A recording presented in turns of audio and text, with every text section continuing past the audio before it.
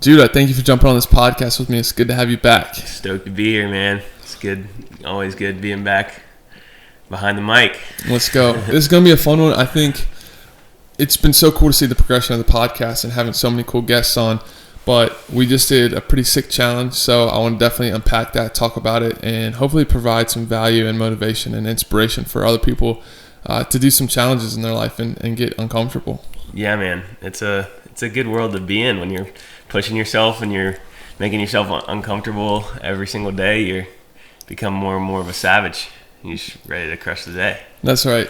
So yeah, let's dive into this. Obviously, most of the people that are listening probably know I just ran a marathon, 26.2 miles in Kiawah Island on December 11th. Yep. And now we're gonna sit down. We're just gonna talk a little bit about it and kind of break it down, what went into it, the actual race itself, and then kind of where we're headed next. So let's dive into this. Yeah. I want to talk about like your motivations, your quote unquote ambitions for this race. Like, I know we have a video on YouTube about it. Shameless plug. Go check it out. Yeah, there you go. Go check it out. But we have that first video kind of explains some of your reasons why you wanted to start the marathon. But I think we should like kind of unpack that a little bit more and just really dive into like why did you want to do a marathon? Like, you came out of basketball, fresh out of basketball, and like you're just like, I want to run a marathon. So what was the reasons for that? That's a good question, and I love that you brought that up. I think setting the context is important. Since I can remember, like, I've always played basketball. Like 3-4 years old, I had a ball in my hands. Like, my mom gave that to me at an early age, and that was like, honestly, that was everything for me. Like, and I even found myself at times like idolizing the game. Like, I was obsessed with basketball, and I used it.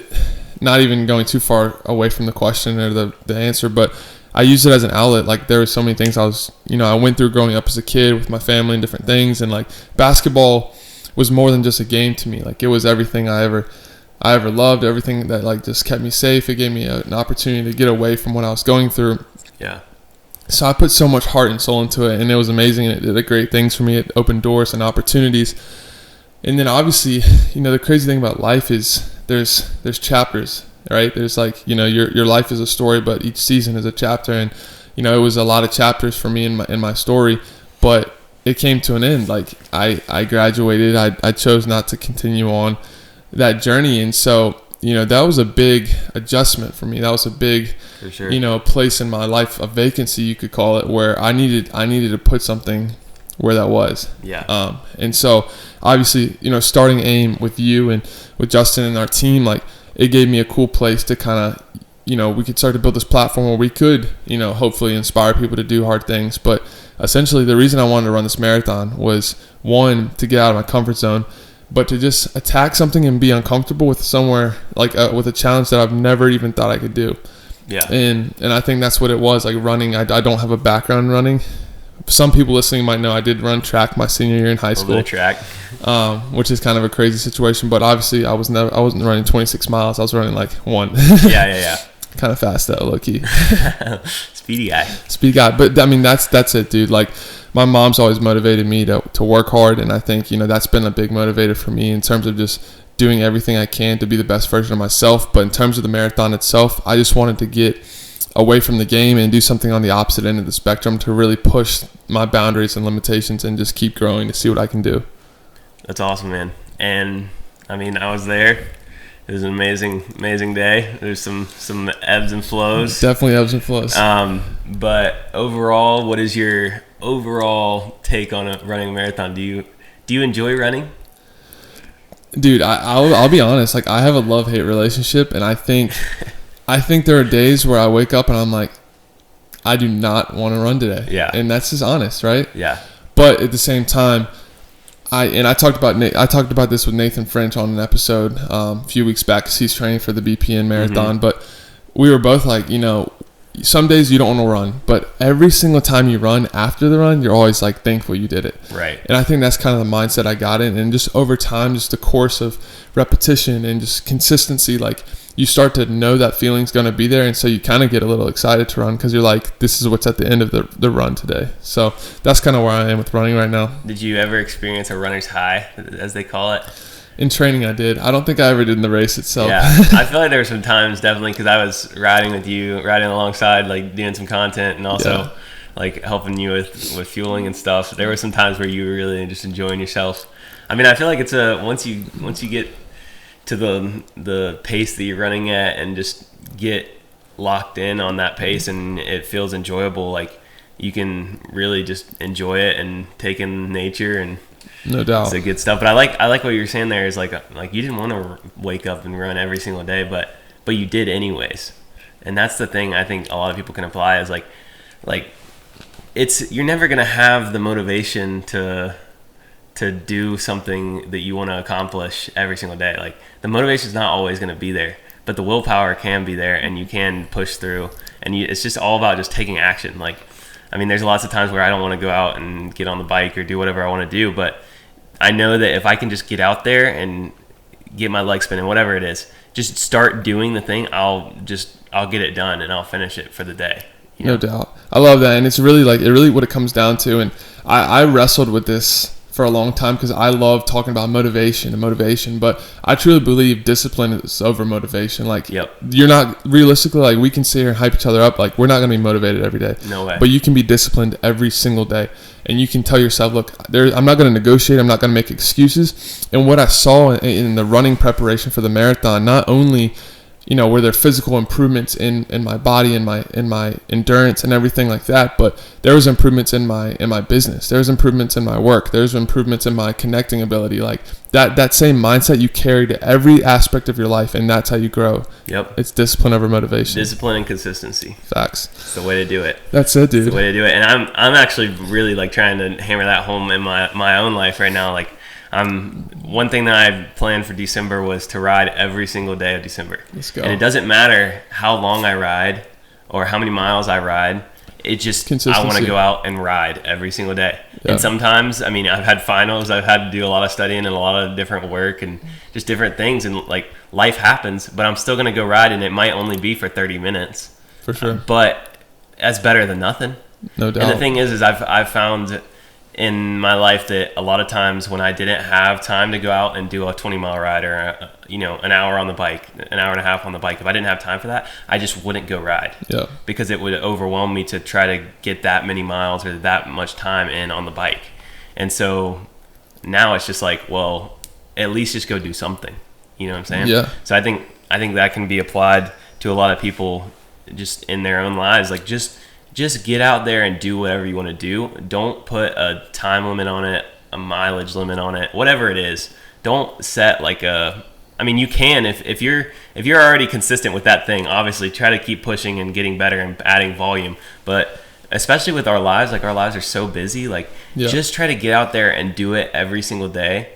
And I mean, obviously you need rest days. Rest days are key, and I probably will take rest days after December, but for this month, I'm focusing on just being consistent and just really learning that craft. And so I think that's a good thing to apply to every part of your life, really. No, I agree. I think, it's just like the idea, right, of getting 1% better, not 30% better 100%. Every day. It's just like if you have these small little victories, they're going to add up over time. Yep. And that's what people get so overwhelmed and so scared. They're like, oh my gosh, I have to get 30 to 50% better every single day. You don't. Exactly. Just get 1% better. Exactly. And over time, you're going to be 100% better. Yeah, I love it. So let's dive a bit more into this marathon. Yep. Little motivation to start off the podcast, but what we're really here for is to recap this marathon, how it went, what was good, what was bad. Yeah. Tell me about it. Yeah. Day before. So we'll start day before. Yeah, we can go into that. So we get down to Kiawah Island. You and I drove down on Friday. The race was on the 11th. So we get down on the 10th. First off, I love Kiawah Island. Just putting that out there. It's beautiful. It's just sick. I love it. I love the beach, but I do love the mountains. But anyways, that's beside the point. Yeah. We get down there. My mom is down there, so she ended up doing a 5K the night before, like a glow stick. Like a glow run thing. It was like color. They had like a bunch of colors. I think they were like throwing out the powder and stuff, all kinds of stuff. Which is super cool. Yeah. Super proud of her for doing that and kind of starting her journey in these challenges and stuff, which is exciting. So I love to see that. And we get down there Friday night. We go pick up the race packet. We go back to the house. We get a good dinner in. We had spaghetti and meatballs, which Judah doesn't love, but he ate them anyways. Bro, I enjoy spaghetti and meatballs, but it's not my first choice. But I will eat it any day. But Doug made it a point to tell his mom every single time that I did not like it. Because Amy said you did it.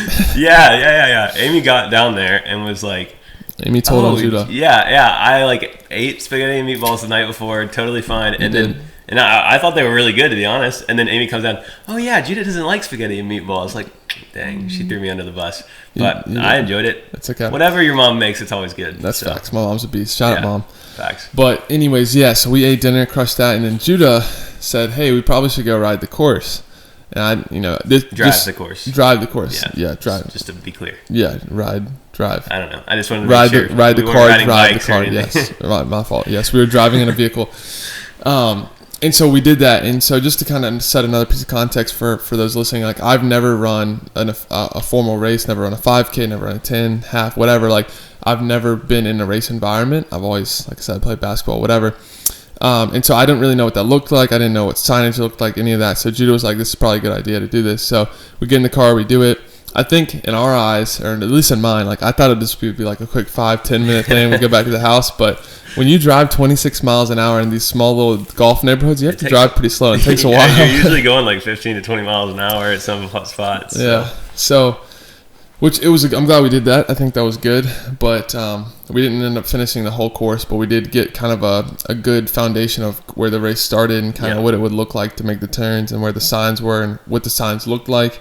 And then kind of got an early glance at the fueling stations that they were going to set up. But that was the night. And then I think, we headed back to the house. We got in a good stretch, tried to get to bed. And then it was race day. It was race day, baby. And then we woke up at like maybe 6 o'clock. Yeah. Probably not early enough. I wanted to, The race was at 8 o'clock. We talked about waking up earlier. And from my experience with riding bikes and racing and stuff, I know that there's a lot of things on race day that can go wrong and just things that will slow you down and things that you don't even foresee happening. And we were like, but of course we were, ignorant. We're just, it'll be fine. We'll wake up at 6 o'clock and get there by, I don't know what. A little after 7. Yeah, a little after. Anyways, that was the plan. The race started at 8, right? Yeah, the race was 8 o'clock. And long story short, it same thing happened that I have had happen in the past going to races. It didn't all work out the way we thought it was going to. We ended up having to be bussed in from a place a couple miles away from the start line. So that took a little bit of time. And you didn't get there till maybe 30 minutes before the race, if that. Yeah, something like that.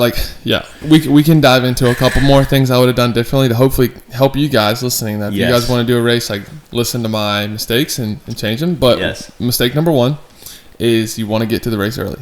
So like you said, we didn't. And in my eyes, leading up the night before, I was like, I don't want to just get there and just be sitting around waiting and because I know I'm going to be nervous. I know there's going to be other things. And I don't want to just be sitting around. Yeah. But you guys would rather be sitting around than frantically rushing and trying to get in a warm-up, which we didn't completely finish, and then try to maneuver your way to the start line and then get ready for the race. So there's so much more that's happening than you anticipate or realize, at least 100%. For me. I would recommend planning to get to the race 2 hours to 1.5 hours early. 1.5 to 2 hours early. Yeah. Plan that. Plan getting there and I almost can promise you that you won't get there that early. Yeah. You'll still probably be there early, but like Doug said, earlier is better. Early is on time is late. That's right. So get there early. That way you can settle in. I mean, maybe you'll get there early enough to where it's not time to warm up yet, but you'll be able to get there, get your bearings, see where everything is, and then you'll be able to warm up. Because I've had so many times where, I was going to a race one time and we got a flat tire and we had to change the tire on the side of the road. And then we got there and, we're college students. We don't ever get anywhere really in a timely manner. So we got there late, and so we were just rushing to get our bibs on and just start racing. And we didn't get a warm up at all. And then that was one of the worst races I've had. So definitely try to get there. I would say 2 hours to an hour and a half early, just to be safe. Because for some reason with race days, it never goes to plan as far as how like getting there and everything. Because there's a lot of other people there, Right. And so this one especially. Yes, this is a big race. This race I think had like over 500 people in the race. No doubt. So I would say just get there early.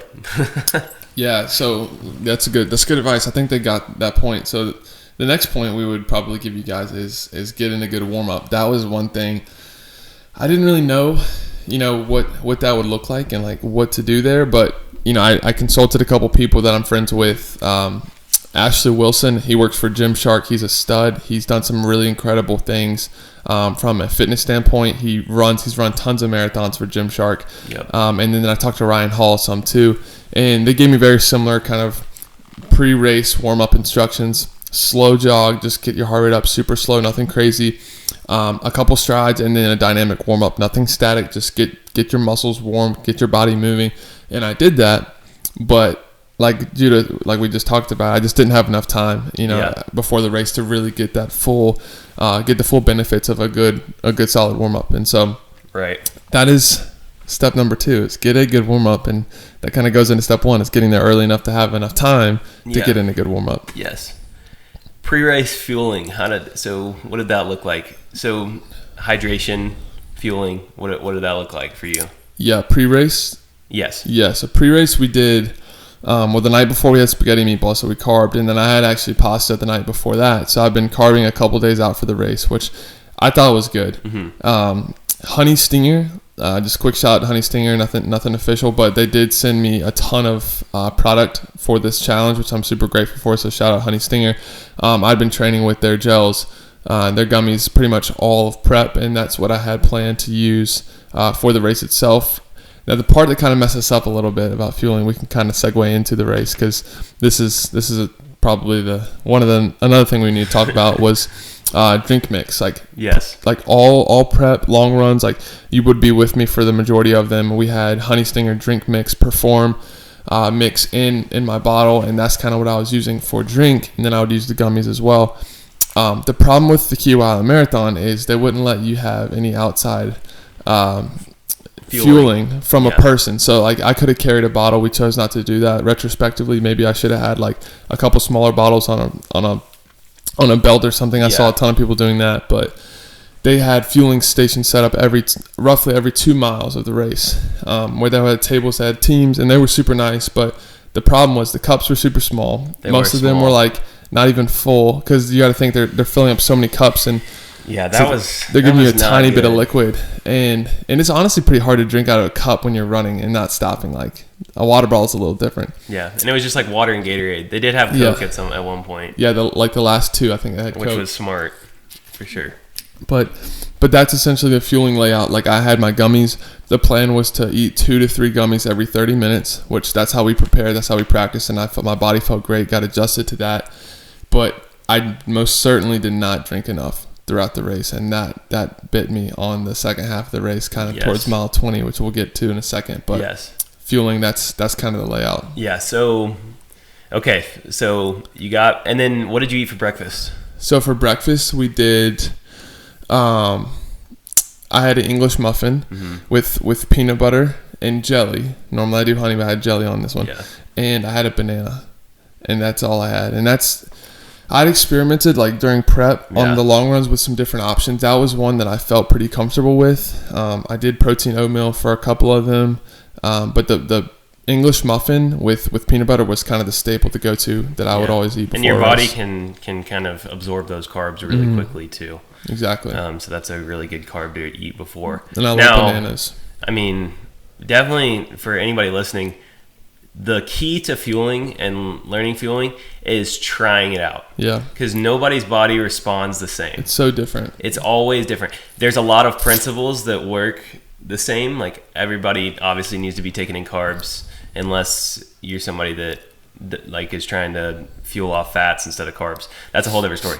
But there's a lot of set principles on how to fuel, but the amount and what you eat and stuff is what you need to fuel mostly. So really focus in training, trying to kind of just take note of what you're eating before and how your body responds, and just slowly kind of figure out what's best for you. No doubt. I'm still figuring it out, to be honest. Yeah. It's a learning process all the time, I think. And I think, we can talk about bigger takeaways towards the end, but that was one thing, is just the sport of endurance is such a strategy, such a complex game. It's not just going out for a quick run. Like that's not the case. There's so many factors that go into it that make it like a very complicated action plan that you really have to have dialed. It really is. It really is.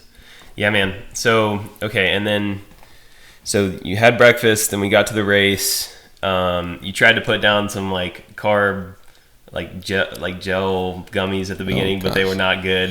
You didn't like the taste. I just didn't like that one flavor. Yeah, so there was that. But you got a couple down, so that was good.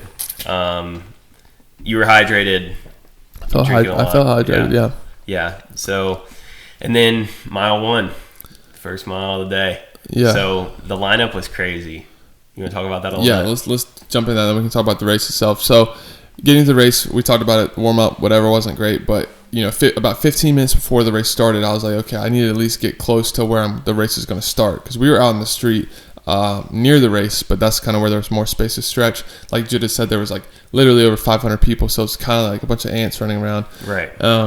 So I had thought that the race start was actually the finish line, and I didn't know there was a different start location. So the start location was relatively close, but it was not where I thought it was. And so as I started to kind of get my bearings with everything, I saw this massive group of people down the road, and then I saw the big arch where the actual race started. And so basically the way it works is, for those listening that don't really know, there's different, the race is ordered, the group of people are ordered by the pace that you're trying to run. So you're going to see people with flags that had different race paces. So the fastest race pace was 3:25 for the full marathon, and then there's the half marathon runners in that group as well, or in the mix of just a larger amount of people. So we had intentions of running quicker than that pace, and so I was like, man, I got to get up in that group. So I'm fighting for 10 minutes, just trying to weave through this massive crowd. It looked like a concert. It was crazy. It was wild, and there was shoulder to shoulder, and you got to think too, everyone who's in their position is not trying to lose their position; they're trying to stay there. So you're kind of being a little bit I don't know. It was very uncomfortable. Yeah. So trying to work my way through the crowd as best I can, but I didn't get super close to the front, so I'm kind of in the middle of the pack, and so I'm already kind of stressing out. I'm like, man, this is gonna mess up my pace. I'm gonna have to go out a little harder. So again, that's another thing. If you're gonna plan to run super fast, if you're just doing it to have a good time, it doesn't really matter. Just jump in there and get ready and have fun. But if you're trying to drop a dirty time, you probably want to try to get there early. Get there early, and try to position yourself in a place where you're not so frantic coming out of the gate, because that was stressful. Right. That was interesting. I was kind of in front of the start line, right at the corner where you round the corner, right at the beginning. You guys will see it in the video when it comes out soon, hopefully. And so, so I was there. I was looking for you, and I couldn't find you. But eventually, when you rounded the corner, I saw you. But you'll see in the video, there's tons of people that run before the camera catches you. So right. So yeah, it was very wild. I was very interested to see how that was going to work out. And so then the race started. Mile 1. What was your split time for mile 1? Yes, I've got to pull it up here on my phone. This is a crazy part. Yeah, just for context. So Doug is Okay. So Doug is very fast.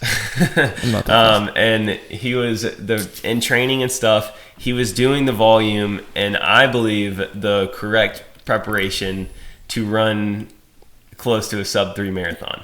Yeah. And if you guys follow him on Instagram or anything, you saw that he went on some 20-mile runs and had an average pace of 7-minute pace, which sub-3 is with 650 pretty low pace, heart rate. with pretty low heart rate. And talking to you during the run. Yeah, and talking to me. And the thing too is you did do some 650 miles there, towards the end of some of those runs. You were actually amping it up and kind of doing faster paces. So I was pretty confident that if we could get everything right, it was possible to do. It was Yeah, it was possible to do sub 3. It was going to be close. Yeah, it was going to be close either way. If not, it was going to be really close, like right after.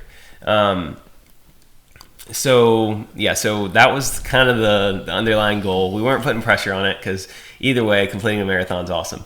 But yeah, so sub 3 was the goal. So Doug came out of the gate pretty hot. Super hot. So, all right. Yeah, I'll jump in here. So basically what happened was I'm already stressed out. There's a massive amount of people. I'm literally trying to fight my way through this crowd. When the gun goes off and they say start, like the race starts, I'm trying to maneuver to get up to the front. While also, you got to think about this. There's all these little legs running around me, and I'm trying not to trip and fall. And, like, that's kind of stressful. So I'm, like, trying to, like, strategize, like, maneuver, like, dodge people, and just get as close as I can to the front. While all this is happening, I'm most certainly exerting way more energy than I should. Yeah, the heart rate is definitely spiked. The heart rate is spiked. And I'll just give you guys the splits of my first 10 miles, and I'll just give you a little estimate. So mile 1, 6:48, and I'm just going to read them off. 6:48, 6:24. So mile 2 was hot. Mile 2 was hot, and this was kind of like getting out away from people. The adrenaline was pumping for sure. So another mistake. Don't do that. Yes. So 6:48, 6:24, 6:40, 6:44, 6:42, 6:41, 6:41, 6:43, 6:45. And so you can see, like, I was in the low 6:40s for most of these, and then obviously mile 2 was too fast. So mile 2 was, that was a little hot. Definitely, I would say, especially when you don't get a good warm up in. Right. If you don't if you do end up not getting a good warm up in, take it easy coming off the front, because the thing is you can blow up. And we kind of saw a little bit of that, and it was a combination of just going out too hot, but also like fueling was. Yeah. We'll get into that, but yeah. So just take it easy, and I think that was one thing that we kind of messed up on, but it's all right. It's okay. It's part of learning. The thing is like the only way you're gonna learn to race better is by racing. No doubt. You know what I'm saying? Because there's no way you can simulate to an extent what it's going to be like on race day, but there's nothing like race day nerves and like the way it feels. Like it's just going to do something different to your body. No doubt. So the first 13 miles, first half marathon, I was right on pace for sub 3. Yeah. 1:29. Like I was dialed. Yeah, you're killing it. Kind of towards mile 12, 13, I was having a couple slower miles. Mm-hmm. I was happy about, because I could tell because I was riding with you, and I could tell you were starting to hurt. So I was like, hopefully he can, relax for a mile or so, and then be able to ramp it back up after that. Maybe if he wanted to go for sub 3. Yeah. You can keep going. Yeah. No, you're good. Yeah, I mean that's true, and I think the first kind of incident I had, I guess you could say, was around like mile 10, 11. I had a side stitch, so didn't really have many of those during prep. There were a lot of things that occurred that I'd never experienced one time during prep, which was really interesting. But I had a side stitch. It didn't really affect my running. It just was painful, so I kept pushing through that, and then thankfully that went away. And you just keep pushing on through the marathon. And I will say one thing, like weather is huge. So like I trained 90% of my prep training, aside from a couple trips to Raleigh, and I've been a couple different places, but the majority of my prep training was in Cullowhee, North Carolina, in the mountains. Colder, pretty much no humidity. Mm-hmm. The elevation I thought would actually help me going to flat ground and stuff, but the part that really hurt at Kiawah was the humidity. Yep. It was very really humid that day too. I got caught up with the massive sea of people coming by when I was trying to follow you on the bike, and dude, when I got through the crowd of people, like trying to get through to the other side so I could keep riding and catch up with you, dude, I was like pouring sweat. Like I was like working decent, like to try to get caught back up with you, but I was like dripping sweat by the time I caught up to you, because it was just so humid. Like you didn't have to work that hard and you'd be pouring sweat. And so I think that could have had something to do with it too. So mile 11, 12, you got the side stitch. Yep.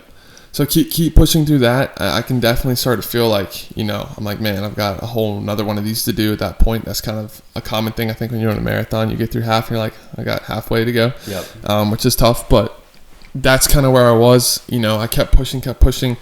And just throughout the race, I was trying to think of different things. This is another thing, like just over time, hopefully I'll dial this in. I started off listening to music, then I cut that off. My phone kind of wasn't working. I didn't have good reception. I should have had it downloaded.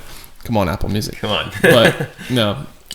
And then I honestly, it was kind of a spiritual experience where like I was like praying and I was kind of like just like saying, God, like I just pray that you kind of take over my body and just help me get through this. And I did feel a lot of like spiritual connection to God through putting myself in that kind of situation, which is really cool. So I'd encourage you to just be aware of like what's going on and your feelings, your senses, all that stuff is kind of cool. But in terms of, you know, the second half of the race, that's where I really got rocked. You know, it really hurt. It's where it hurt, and it's where it got like. Basically, what happened was just kind of putting it straight out there. Like around mile 20 to 21, I could start to feel my legs just tighten, and I was still running, I was still moving, but like I was like, oh, this is not good. Like you were probably, what was you want to just read off your split times a little bit? All of them? So I think you should. Yeah. So, or you can just go to you don't have to go to all of them. I can go to but like where it started to hurt. Because you definitely started to slow down probably around mile 15 or 16, maybe 17, where it was like starting to get closer to like the 8-minute mark. So, yeah, I mean, I didn't really start slowing down to the 8-minute mark till mile 18. Yeah, so 18. 18 was an 8:02. So that was the slowest I'd run prior to that. I mean, even mile 15, I was still sub 7. Yeah, that's good. But 18, 19, you can start to see I'm slowing down, definitely feeling like tightening. It started off with my hamstrings, and like I could feel like cramps were coming. And I'd never, this is the crazy thing, never experienced one single cramp all of prep. Yep. Obviously, I think the humidity and lack of hydration had a huge part in this. I think that is one of the biggest parts. But by mile 21, like my hamstrings were cramping. Yeah. And when your hamstring cramps as a runner, you're still able to run because your leg can still bend, like it's pulling your leg back, so it actually just kind of hurts. You just gotta be careful you don't like overextend and tear, like rip the muscle. Right. But you can still move. But then towards mile 22, 23 is when my quad started to go. Yeah. Now quad cramping is different than hamstring cramping because when your quad fully cramps, your leg is extended. Yep. And it's hard to bend. Mm-hmm. And so that's like, you saw me in my worst. Like there was a stretch there. You were barely walking. I couldn't move. I couldn't bend my leg, and it was like I was on stilts hobbling back and forth. Yeah. And so that was really frustrating, honestly. Just because I felt like my fitness was so much better than my time. But at the end of the day, like, guys, it's like, and I told you this because you even asked me, you're like, you want to shut it down? I was like, dude, I'll crawl to finish this marathon. Like I'm going to finish this race. But that happens in life. Like, you know, they're gonna be things that you don't expect or you don't plan for that happen. And you got to keep going. Like no matter what, even if you think you're the most prepared for your business, for life, whatever that is, and hurdles come, you just got to keep fighting. You just got to keep pushing. And in everything in life, I like to say is you either succeed or you learn. Mm-hmm. So, okay, maybe we didn't hit sub 3. And I say we just because I feel like we've both been training for this. Just because like I've been with you in a lot of this training, but yeah. So at this marathon, you didn't get sub 3, but there's just so many different things to learn, and that's why I'm hoping that we can kind of impart some of these learning experiences into some of the viewers or the listeners too. Is just like, it's not always going to be perfect. Having a perfect race is very, very like there's very I don't know what the word is for it, but there's very little times that you'll have a perfect race. Yeah. And that's with doing lots of races. Mm-hmm. And I've heard a lot of professional endurance athletes say that is like in their seasons, like they'll maybe have one perfect race where everything goes perfectly. And so it's just part of it. Like you're just always learning and trying to tweak little things to give yourself the best race possible. And I think in this race there was a lot of factors that really contributed to that cramping. I'm not an expert in this, but I feel like because of the humidity, you were sweating a lot more. Me and you sweat just like crazy amounts. Natural. In the first place. But anyways, you were sweating a ton. So which is not like near as much as you did during training with the colder weather. You definitely weren't sweating as much. But you were sweating a ton and you were probably drinking less. Yeah. Oh, definitely drinking less. Which, yeah, and I think a combination of that and not having the actual drink mix that we used that I thought was really good. Like just, the only thing you had was Gatorade, and then at the end, like you had to put some Cokes down just to get some sugar in your body and like try to get those cramps to go away. But like the fueling was not perfect, and you still did. I don't know if we've talked about the gummies or not, but you also had gummies in your pocket that were like what are they called? Like just like gel, energy chews. Yeah, energy chews. You had those, so you were able to use those for fueling, but that's not enough. Like you still need the liquid, you still need the hydration, and it just wasn't there. And I think that was one of the things that really contributed to a lot of the cramping. And yeah, just kind of some of those last couple miles were just pretty rough. Yeah, they were rough. And a guy actually come out of his house and was like, "Hey man, do you need help?" And I was like, "I don't really need help. I'm just cramping. Like, this guy kind of get through." And he's like, "Well, let me get you some water." So I wish you would have gotten a mustard bottle. Gosh, we should have asked for mustard. That would have been smart. He came out with a water bottle. I literally drank the whole thing in about 2 seconds, and then I threw it down. And thankfully, my legs started to kind of slowly kind of loosen. And so I just like I got to just go as quick as I can. So push. What was your last mile? My last mile was 8:41. So that's not bad. So you were able to kind of turn it. Yeah, 25 was 8:10. Last mile was 8:41. Okay, so yeah, so that's good. So yeah, and then I ended up running the race at 3:27:06, which is still, I think, faster than 8 minute per mile. It is. Pace. Yeah, it's in the 750s, which is not bad. That's good. And for the, I mean, you have like a 14-minute mile at one point? Like the mile I locked up, it was around 14 minutes. Yeah, so that kind of explains to you how fast he was going at the beginning of the race. So he had so much momentum at the beginning of the race that even with those slow miles, you were able to sub 3:30. Yeah, sub 3:30, which is still a solid time. Yeah, it's a solid time. And to be honest with you, I think I naturally put a lot of pressure on myself. Yeah. To perform and to do great things, but like what I was telling Judah and like everyone listening, like this is just a start. Like we have a lot more coming. Like this was not the end all be all. I'm not a marathon runner. Yes. It was the first challenge post basketball career, and we accomplished the goal. The mission was to complete a marathon. We did that, and now it's time for some more. Like we're just getting going. Dude, I'm so excited. It's gonna be fun. There's gonna be a lot of different things that we're gonna do. It's gonna be good, but we can't release any of those decisions yet. But they're coming. You'll be hearing it. It's coming for sure. There are a couple I've got my eyes on. That would be pretty fun challenges. I mean, if you want to announce anything, you can, but it's up to you. I mean, I think what we can announce right now is that, moving forward, it'll definitely be, we're going to train CrossFit style training. Yes. So not necessarily looking to compete in CrossFit as of now, unless something crazy changes. But that style of training, really what I want to do is just develop a functional fitness base. Like I just want to be very functional, where I can go, if I want to go run, if I want to go lift, if I want to do a quick circuit, if I want to do an AMRAP, if I want to do bear crawls, lunges, pull-ups, whatever that looks like. Right. I can do it. And so I don't want to look, and nothing against any style of fitness. I think it's all great. I don't want to just be a marathon, like endurance racer.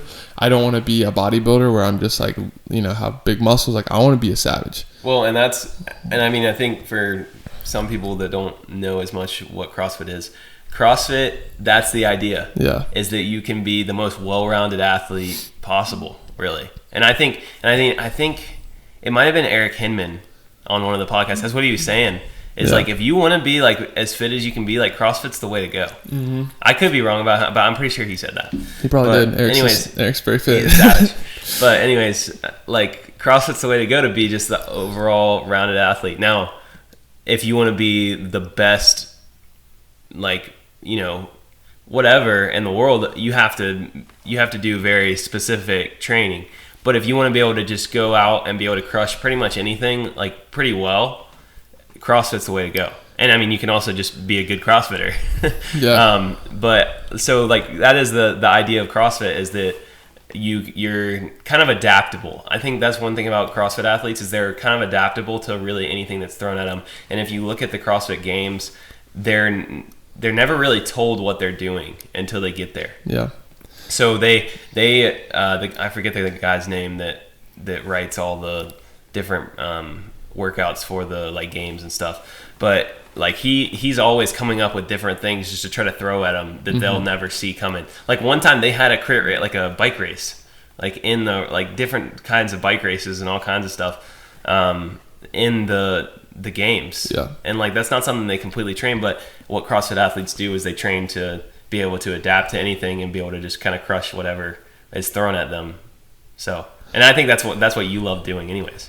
I love that style of training. I love competing with myself, but I think, you know, the older I get, and this sounds, I'm only 23, like I'm not super old, but the more I do it, like what I've learned is that I want to be super functional, but I want to have a strong mind. Like I really want to, like, I want to use fitness as a vehicle to strengthen my mind.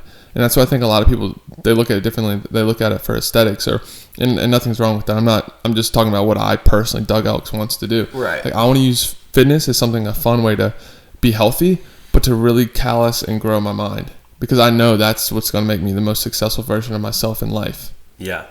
And I think CrossFit will do that. I think these challenges will do that. And I think the exciting thing is we killed a marathon, 26.2 miles of running. Killed it. Our next challenge will not include running, but it's going to be something on another end of the spectrum that's going to push and callous my mind. So I'm so excited. Let's keep callousing the mind.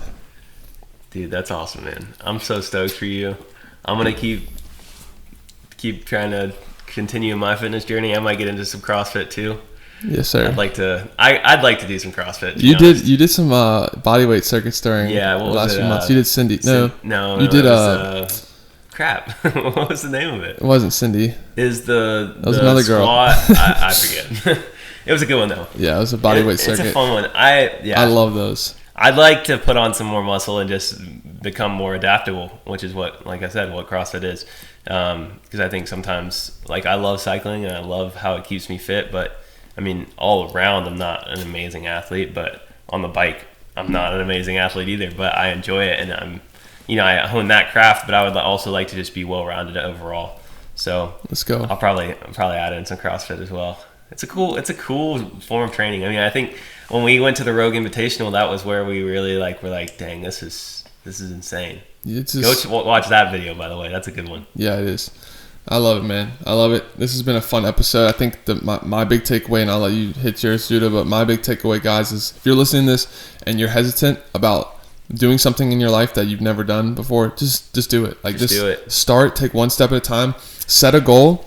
And Devin always says this, but strategize, educate, and execute. Like, I truly believe it. Devin's had a huge impact on me, but guys, you can do it. Like, you just have to take action. You have to start and just have the confidence in yourself. It doesn't matter what anyone else thinks, what anyone else believes in you or not. Like, you can believe in yourself and you can go accomplish anything you put your mind to. And then the crazy thing is, once you start accomplishing stuff and start doing it, it just gets bigger and bigger and better. Let's keep going. Let's go. That's sick. That hyped me up. I'm ready to go. Let's go. That's a wrap, baby. All right, man. Good podcast. Yes, sir. Bye, Judah. Bye.